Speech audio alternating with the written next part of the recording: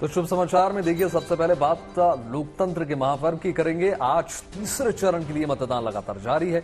11 राज्यों की 93 सीटों पर वोट डाले जा रहे हैं। लोकसभा चुनाव का ये चरण काफी दिलचस्प बीतेगा, क्योंकि देखिए गृह मंत्री अमित शाह समेत कई दिग्गजों की किस्मत आज ईवीएम में कैद हो गई। जी बिल्कुल, इस चरण में 17 करोड़ से ज्यादा मतदाता अपने मताधिकार का इस्तेमाल करेंगे। पुरुष मतदाताओं की संख्या 8 करोड़ 85 लाख है, जबकि महिला मतदाताओं की संख्या 8 करोड़ 39 लाख है। वहीं 85 साल के ऊपर के मतदाता 14 लाख से ज्यादा हैं, जबकि 39,000 से ज्यादा 100 साल से ज्यादा वोटर्स हैं। तो देखिए, प्रधानमंत्री नरेंद्र मोदी वोट देने के लिए सबसे शानदार आज तस्वीरें निकल कर आई जब अहमदाबाद पहुंचे। प्रधानमंत्री मोदी ने लोकतंत्र के इस पर्व में शामिल होने के लिए पोलिंग बूथ तक कुछ किलोमीटर पहले पदयात्रा की। इस दौरान गृह मंत्री अमित शाह उनके साथ मौजूद कदम ताल करते हुए नजर आए। पदयात्रा के दौरान सड़क के दोनों तरफ बड़ी संख्या में लोगों का हुजूम देखने को मिला।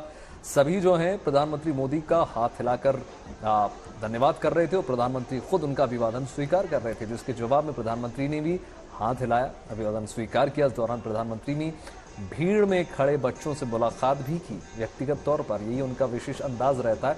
उनके साथ मस्ती करते हुए भी आपको नजर आएंगे। तस्वीरें देखिए, इस भीड़ में कई ऐसे भी थे जो घंटों से प्रधानमंत्री का ऑटोग्राफ लेने के लिए, उनकी झलक पाने के लिए लालायित थे।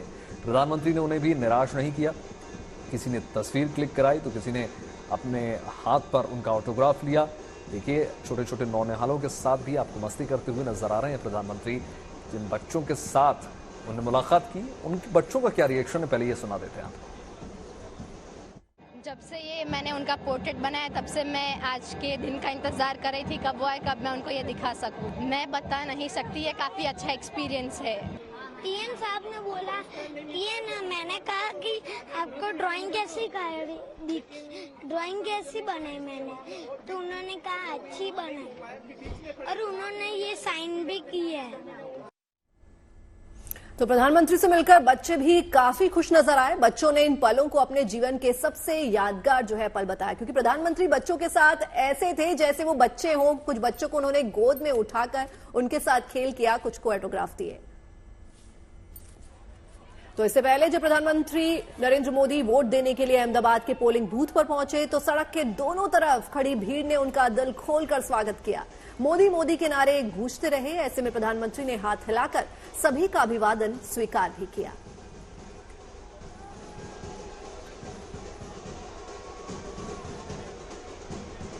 तो तमाम शानदार तस्वीरें दिखी। इसके बाद प्रधानमंत्री ने वोट देने के लिए पोलिंग बूथ के अंदर दाखिल वो हुए और अपनी बारी का इंतजार करते हुए एक आम नागरिक की तरह नजर आए। वोट देने के बाद बाहर प्रधानमंत्री फिर वो लोगों से मुखातिब हुए, वोट देने के लिए मोटिवेट करते हुए भी नजर आए।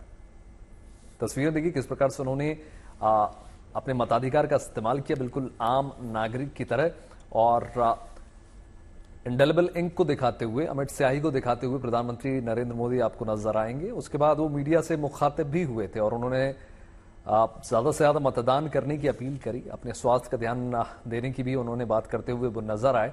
तमाम लोगों का अभिवादन स्वीकार करते हुए भी नजर आए, क्योंकि बड़ी संख्या में हुजूम भी नजर आ रहा था उनके पीछे। खुद गृहमंत्री अमित शाह भी उनके साथ नजर आ रहे थे थोड़ी देर पहले। और फिर मतदान के बाद किस प्रकार की तस्वीरें निकल कर आई, तमाम एसपीजी कमांडोज भी साथ में आपको नजर आएंगे। और वोट देने के इंस्टेंट तुरंत बाद की ये तस्वीरें हैं जब लोकतंत्र के इस पर्व में, इस महोत्सव में प्रधानमंत्री नरेंद्र मोदी उन्होंने जब मतदान किया और मुस्कुराकर सभी से ज्यादा वोट प्रतिशत बढ़ाने की बात की है। बड़ी संख्या में मतदान करें, ऐसा उन्होंने कहा।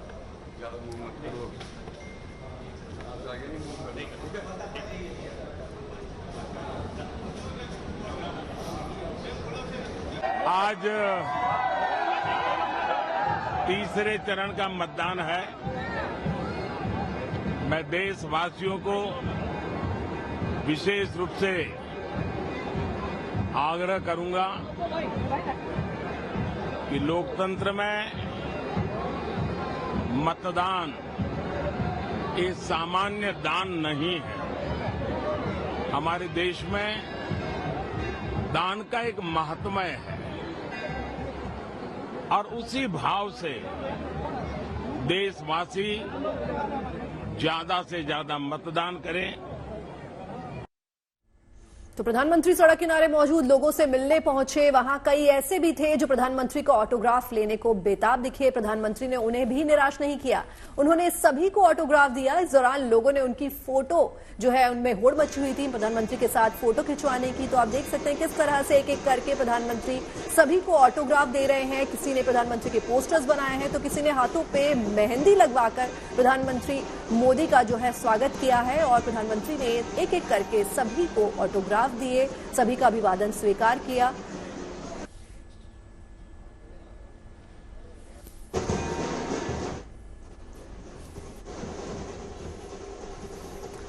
तो देखिए, अमित शाह ने भी अहमदाबाद में वोट डाला। वोट डालने से पहले वो सड़क किनारे खड़े लोगों के बीच में पहुंचे और उनका अभिवादन स्वीकार करते हुए नजर आए। लोगों से वोट डालने की ज्यादा से ज्यादा अपील की। गांधीनगर सीट से परंपरागत अगर हम देखें तो 1989 के बाद से लगातार बीजेपी जीतती चली आई है, चाहे लाल कृष्ण आडवाणी हो या तमाम दिग्गज हो। और अगर हम गुजरात की जब बात करते हैं तो ऐसा अभेद किला है गुजरात बीजेपी के लिहाज से अगर हम देखें, जिसमें कांग्रेस का दाखिला नजर नहीं आता बिल्कुल, और सेंधमारी करना बहुत मुश्किल हो जाता है। गांधीनगर सीट पर्टिकुलर अपने आप में बहुत महत्वपूर्ण हो जाती है क्योंकि अमित शाह खुद यहां से प्रत्याशी हैं और उन्होंने अपना वोट कास्ट किया। किस प्रकार से ईवीएम में बटन दबाकर उन्होंने मोहर लगाई और उसके बाद जो है बाहर आकर उन्होंने ज्यादा से ज्यादा मतदान करने की अपील करते हुए वो नजर आए। ये तस्वीरें जब वोट करने के बाद गृहमंत्री अमित शाह बाहर आते हैं, मुस्कुराते हैं, विक्ट्री साइन दिखाते हैं और एक आम नागरिक की तरह बिल्कुल हस्ताक्षर करके अपनी पर्ची लेकर दाखिला लेते हैं बूथ में, ईवीएम में बटन दबाते हैं। आज की सबसे महत्वपूर्ण और शानदार ये तस्वीरें, क्योंकि आज कई बड़ी दिग्गजों का जो किस्मत है उनकी फैसला जो है ईवीएम में कैद हो जाएगा। चाहे बात अमित शाह की हो, मुख्यमंत्री तमाम 4 पूर्व मुख्यमंत्री और 7 से ज्यादा कैबिनेट मिनिस्टर्स की जो किस्मत है वो ईवीएम में कैद हो जाएगी।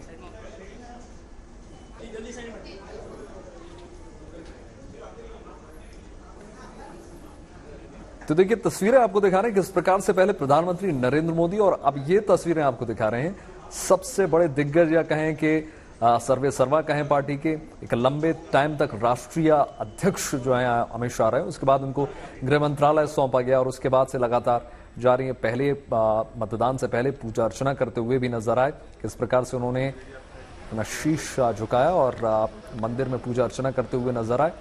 भगवान से पहले आशीर्वाद लिया, उसके बाद जनता से मुखातिब हुए। ये उससे पहले की तस्वीरें हैं। शिवलिंग के आगे गृहमंत्री अमित शाह जलाभिषेक करते हुए नजर आ रहे हैं।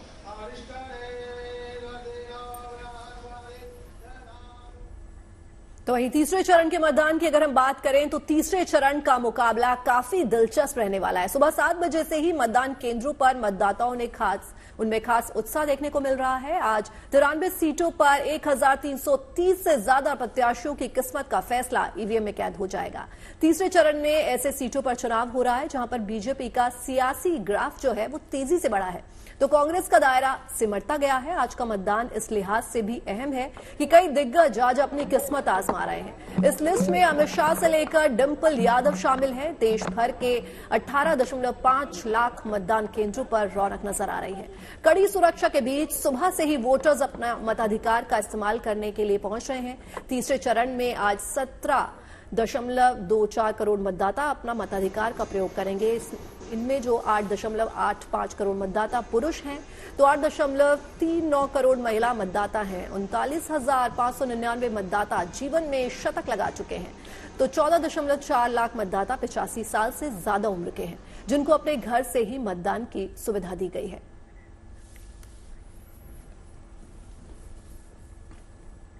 और आइए अब आपको दिखाते हैं आगरा में बनाए गए आदर्श पोलिंग बूथ की तस्वीरें। देखिए किन किन तरीकों से वहां मतदाताओं को मोटिवेट किया जा रहा है। हमारे संवाददाता अमित भारद्वाज की ये रिपोर्ट देखिए। आज लोकसभा चुनावों के तीसरे चरण की वोटिंग हो रही है और इस वक्त हम आगरा में हैं। हमारे ठीक पीछे ये आदर्श पोलिंग बूथ है जिसको मॉडल पोलिंग बूथ कहा जाता है और साथ में महिलाएं दिखाई दे रही होंगी। आदर्श पोलिंग बूथ पे एक आदर्श वोटर की तरह ये लोग सुबह सबसे पहले महिला शक्ति इस पोलिंग बूथ पे दिखाई दे रहा है, जहां पे बड़ी संख्या में महिलाएं आ रही हैं, वोट डाल रही हैं। सबसे पहले सबके वोट का निशान हम लोग कहेंगे एक बार दिखाते चले।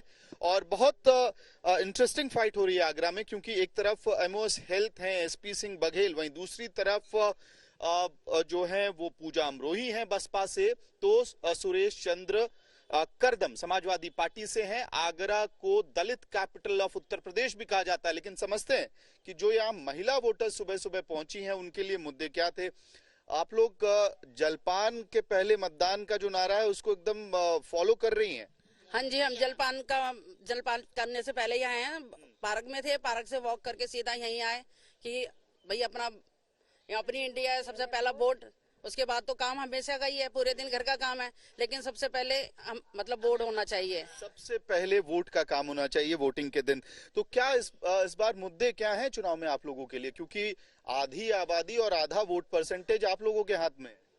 मेरा तो मुद्दा बस यही है कि भैया बेरोजगारी जरा कम हो और न्यू जनरेशन को नौकरियां मिले। बेचारी परेशान है नौकरियों के लिए, और ये महंगाई कम होनी चाहिए। महंगाई कम होनी हाँ, चाहिए। आपके लिए मैम क्या मुद्दे हैं इस बार चुनाव में? मेरे लिए भी यही मुद्दा है कि भाई लेडीजों के लिए सुरक्षा होनी चाहिए, बच्चों के लिए सर्विस वगैरह जो भी है वो होना चाहिए, नौकरी वगैरह, बेरोजगारी कम होनी चाहिए।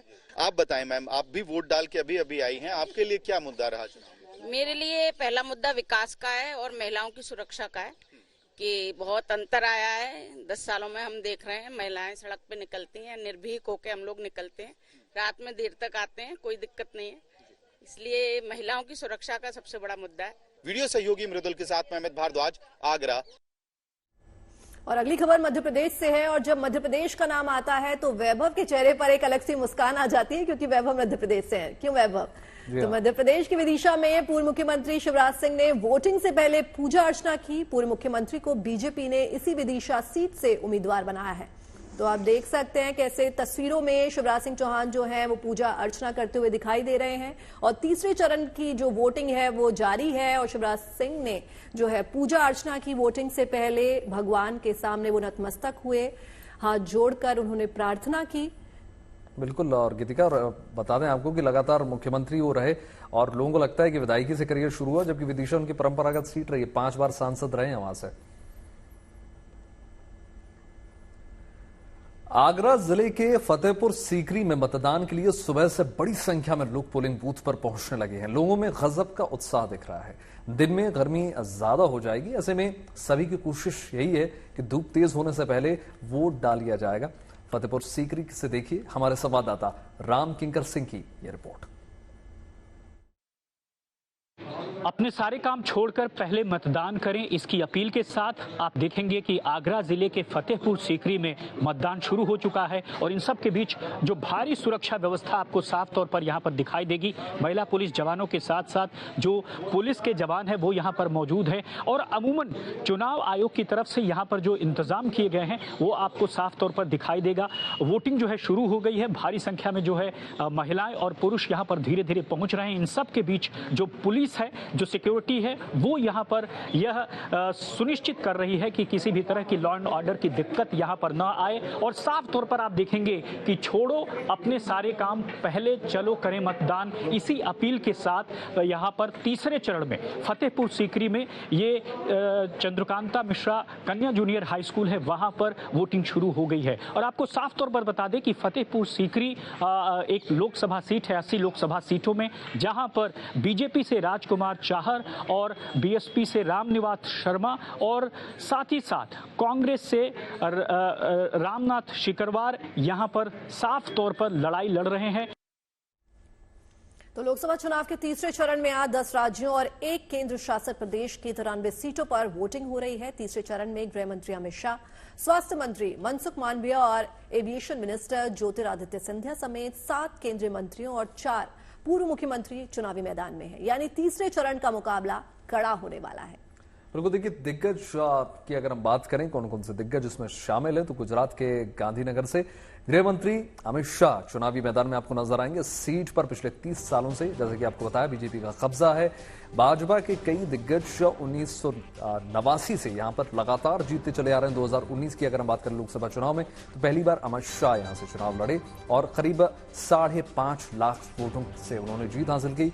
वहीं अमित शाह को इस सीट से कांग्रेस की पार्टी सचिवा सोनल रमण भाई पटेल टक्कर देते हुए आपको नजर आएंगे। इसके अलावा गुजरात में पोरबंदर की सीट भी चर्चा में है और महात्मा गांधी की जन्मस्थली पोरबंदर से बीजेपी ने केंद्रीय स्वास्थ्य मंत्री मनसुख मांडविया को मैदान में उतारा और उस सीट पर पाटीदार समुदाय का खास प्रभाव आपको नजर आता है।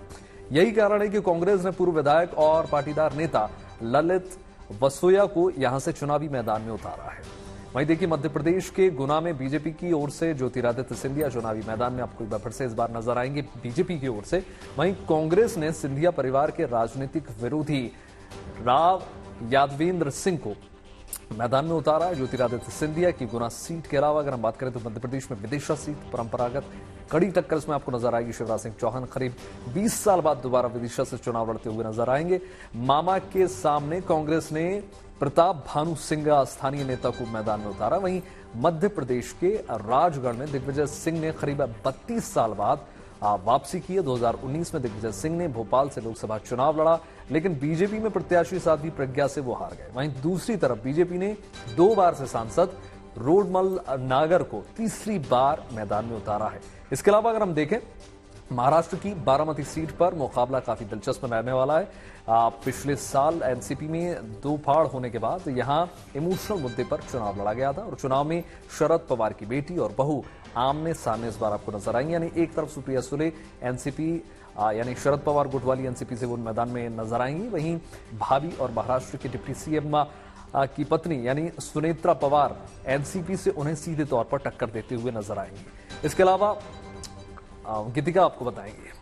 तो इसके अलावा उत्तर प्रदेश में मैनपुरी सीट पर मुकाबला खड़ा होने वाला है। 2019 के चुनाव में मुलायम सिंह यहां से सांसद चुने गए थे। 2022 में उनकी मृत्यु के बाद हुए उपचुनाव में डिंपल सांसद चुनी गई। इससे पहले वे उत्तर प्रदेश की कन्नौज सीट से 2 बार सांसद रह चुके हैं, लेकिन 2019 लोकसभा चुनाव में बीजेपी के सुब्रत पाठक से हार गई थी। बीजेपी ने डिंपल के सामने योगी सरकार में पर्यटन एवं संस्कृति मंत्री जयवीर सिंह को उतारा है। वहीं उत्तर प्रदेश की आगरा सीट से बीजेपी ने केंद्रीय मंत्री एसपी सिंह बघेल को मैदान में उतारा है। वहीं इस सीट से समाजवादी पार्टी ने सीट के 30% दलित वोटर्स को साधने के लिए सुरेश चंद्र करदम को उतारा है।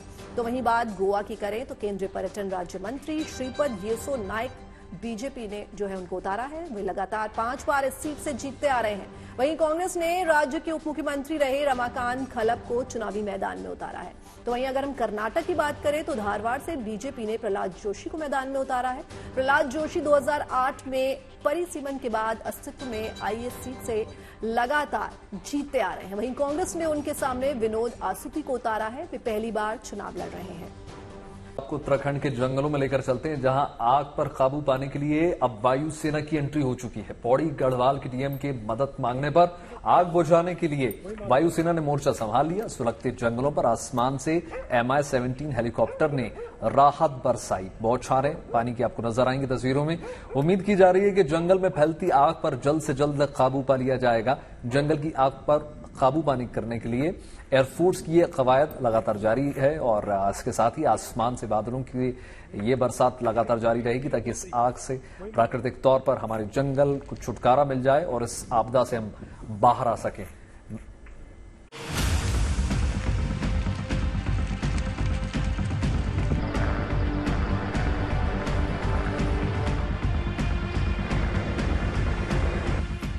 उत्तराखंड के जंगलों में फैलती जा रही भयानक आग परेशान कर दे रही है। इस बेकाबू आग को काबू में करने के लिए अब वायुसेना ने मोर्चा संभाल लिया है, जिसके बाद सुलगते जंगलों पर आसमान से M-17 हेलीकॉप्टर ने राहत बरसाई।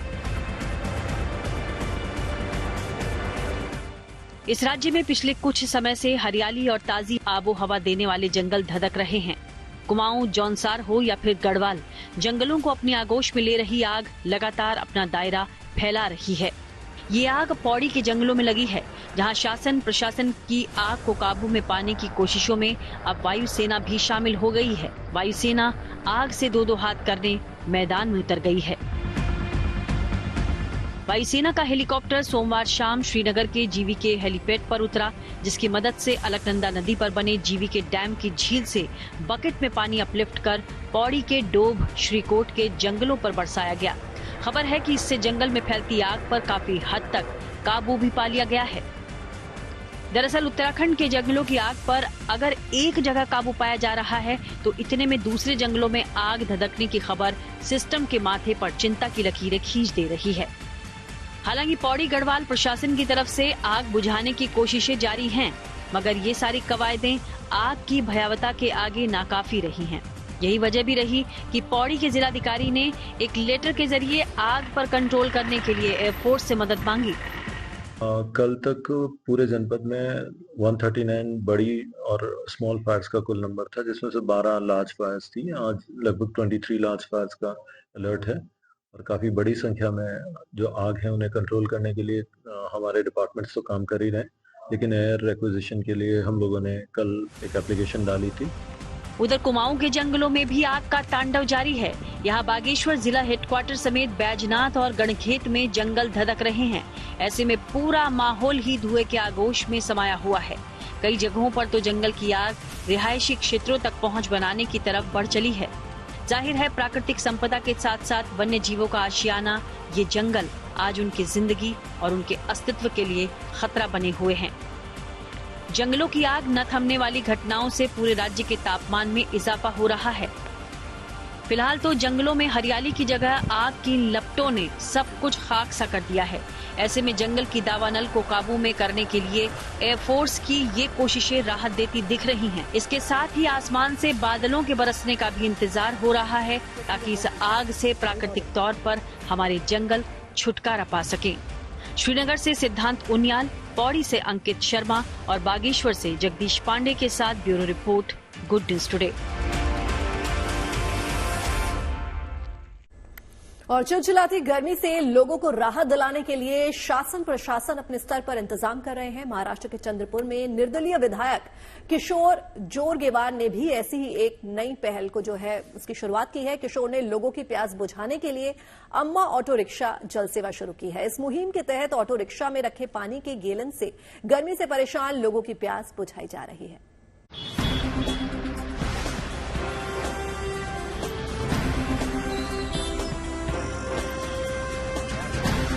गर्मी का मौसम लेकर आता है बढ़ता तापमान, चिलचिलाती धूप और हीट वेव। ऐसे में घर से बाहर चलते फिरते, काम करते, प्यास से सूखते हलक में अगर किसी के माध्यम से पानी चला जाए तो ये नेकी हमेशा हमेशा के लिए याद रहती है। कुछ यही सेवा भाव लिए महाराष्ट्र के चंद्रपुर में ऑटो रिक्शा के माध्यम से हर आते जाते व्यक्ति के हलक को तर किया जा रहा है। दरअसल यहाँ से एक निर्दलीय विधायक किशोर जोरगेवार ने ये एक नेक पहल की। उन्होंने भीषण गर्मी में लोगों की प्यास बुझाने के लिए ऑटो रिक्शा जल सेवा शुरू की। मौका खास था तो अपने खास के हाथों ही इस शुभ पहल का उन्होंने आगाज किया। विधायक जी ने अपनी मां अम्मा जोरगेवार के हाथों फीता काटकर ऑटो रिक्शा जल सेवा का शुभारंभ किया। तो अनेकांनी नागरिकांनी, जनतेनी, ऑटो चालकांनी आम्हाला सांगितलं की भाऊ, चंद्रपूरचा उन्हाळा हा भारतामध्ये सर्वाधिक तापणारा म्हणून हे शहर ओळखले जाते आणि त्या ठिकाणी चांगलं पाणी लोकांना मिळावं या दृष्टिकोनातून आपण एक ऑटो जल सेवा ही सुरू करतोय। इस जल सेवा का शहर के ऑटो चालकों ने स्वागत किया है। वो इस काम में बढ़ चढ़ कर भाग लेते हुए स्वेच्छा से ही ऑटो पर ठंडे पानी का जार फिट करवा रहे हैं। आज भयंकर गर्मी के इस दौर में शहर की हर सड़क पर अम्मा ऑटो जल सेवा के बैनर ऑटो के पीछे लगे दिखाई दे रहे हैं। यानी जहां जहां ये ऑटो रिक्शा जा रहा है वहां प्यासे लोगों को ठंडा पानी मिलता है और लोग विधायक की इस पहल को सराहते भी दिख रहे हैं। दरअसल चंद्रपुर में मई के आगाज के साथ ही तापमान 45 डिग्री पार चला गया। ऐसे में लोग बाग घर से बामुश्किल ही निकल पा रहे हैं। मई महीने के शुरुआत में ही चंद्रपुर का तापमान 45 डिग्री के पास पहुंच चुका है। सुबह से ही गर्म हवाएं चलने लगती है। लोगों का घरों से निकलना मुश्किल हो गया है।